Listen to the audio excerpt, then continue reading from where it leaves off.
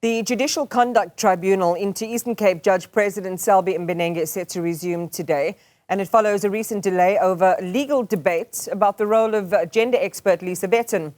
With allegations of sexual harassment hanging in the balance, questions around power, consent and process are taking centre stage.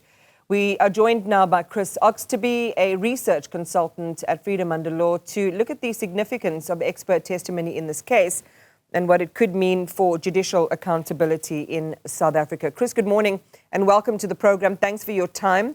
You have said that previously that Dr Lisa Vetten's evidence is crucial in understanding the power dynamics at play in this case. Could you elaborate on why expert testimony in gender and power relations matters in a judicial misconduct hearing?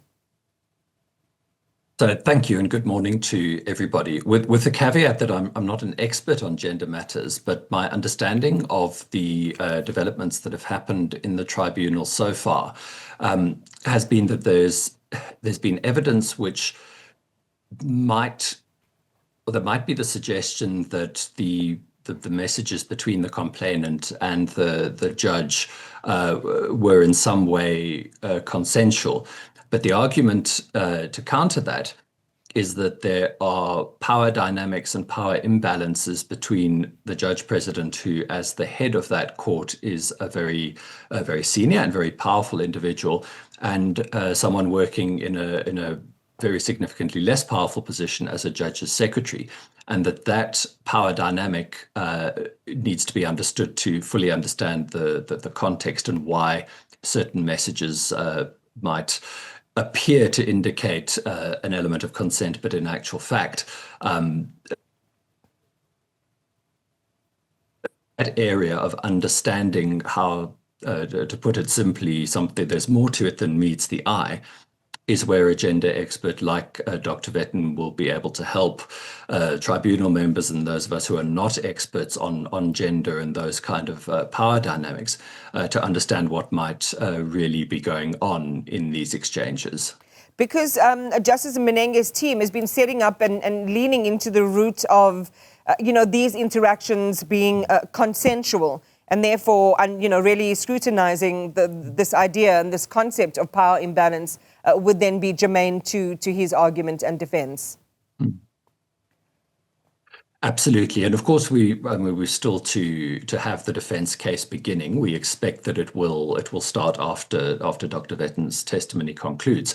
But certainly the indications from the cross-examination of the witnesses that we've heard so far do suggest that the issue of consent is going to be one of the central questions to determining whether or not the misconduct that's alleged was in fact committed. So I think that also makes sense of why we're seeing some debate about the fact that this witness has been introduced fairly late in proceedings, because it's a response to how the evidence has developed and has been evaluated in the course of the tribunal so far. Yeah, I mean, and today's events come, Chris, after what happened 6 weeks ago when there was some legal pushback against the timing and relevance of Lisa Vetten's testimony. But Inquiry Chair Judge Bernard Ngwepe made a point of saying it is better to allow evidence, even if there are questions about its relevance. How do you think this approach strengthens the integrity of the tribunal process? Yes, I think it is definitely the preferable approach to have taken. I think it does give the tribunal the opportunity to evaluate the evidence. Were they to decide that it is not relevant, they can always disregard it later on, although I would be surprised if that is what happens. I think it gives the tribunal an opportunity to be fully aware and have a full understanding of the context of what's really happening here. I think were the evidence simply to be excluded, it would cast a question mark over proceedings at the end. It might well be asked whether the tribunal fully understood the underlying dynamics. This way, it gives them the opportunity to take this expert evidence into account.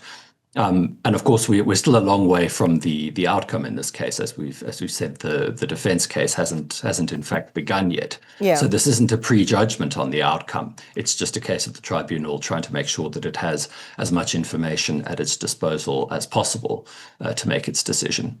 Because Lisa Vetten becomes, if I understood proceedings correctly, the last witness that the evidence leader will be calling, and then the defense then will bring in their experts and their witnesses. And as you say, we're some distance away from that, but we are exploring different scenarios, Chris. And if Mbenenge is indeed ultimately found guilty, what you've noted previously, is that impeachment isn't a guaranteed outcome. Let's talk then about the message that could be sent to the legal profession and the public if serious misconduct findings don't lead to a removal from office. So I think that would depend to an extent on what the basis for that not being removed actually is. I mean, as you've alluded to, there are still several stages in the process. So we would have to see what happens and why. The tribunal will give a finding where it will recommend to the Judicial Service Commission whether or not they think there should be impeachment. So if the tribunal says no, then that will obviously invite a lot of scrutiny of how these proceedings have been conducted. If the tribunal agrees, then the Judicial Service Commission has to decide whether or not it believes that there should be a removal from office. If it decides not to recommend for removal, then that would invite a lot of scrutiny about the JSC's processes. If the JSC does say, yes, we think there should be a removal, then it goes on to Parliament to vote. And as we saw last year with the removal of Judges Hlophe and Matata from office, that's a straight up vote by politicians in the National Assembly. So there's lots of variability still in the process. I think the proceedings do set an important example, just from the point of view that a complaint of this nature is being inquiring into them. I mean, research into this issue in the legal profession generally suggests that questions of sexual harassment, inappropriate behavior of this nature are alarmingly common within the legal profession, broadly speaking, and there does seem to be a lack of accountability, again speaking generally. So just the fact that we've got this tribunal inquiring into this issue, I think, is an important step forward. But we still have to interrogate what happens in the remaining process, in order to see whether indeed there is going to be the kind of accountability that people might expect. It's a case that has created a lot of public debate, especially because of what we heard sometimes, salacious testimony in the first round with the alleged victim here. But there has to be, and you've touched on it now, more broadly, the lessons that the judiciary should take from how the tribunal has unfolded, especially when it comes to handling sensitive complaints like sexual harassment in an institution that is defined by hierarchy and authority. Very much. I mean, one of the issues that relates to this, but has been going on separately around this time, is that the judiciary has been looking to introduce its own internal sexual harassment policy, and I think that becomes enormously important. That is not just finalized, but that judges conduct themselves fully aware of what's required of them, aware of the kind of power dynamics that we're talking about, aware of the example that their office requires them to set. So I think it certainly invites a lot of introspection within the judiciary about how individual judges conduct themselves. I think it invites some consideration of the selection process. It's something I've watched the process of judges being appointed over many years, and it's rare. There have been one or two examples, but it's been rare that any kind of evaluation of candidates' sort of sensitivity and awareness to these kind of issues is actually considered when they're being appointed to the bench.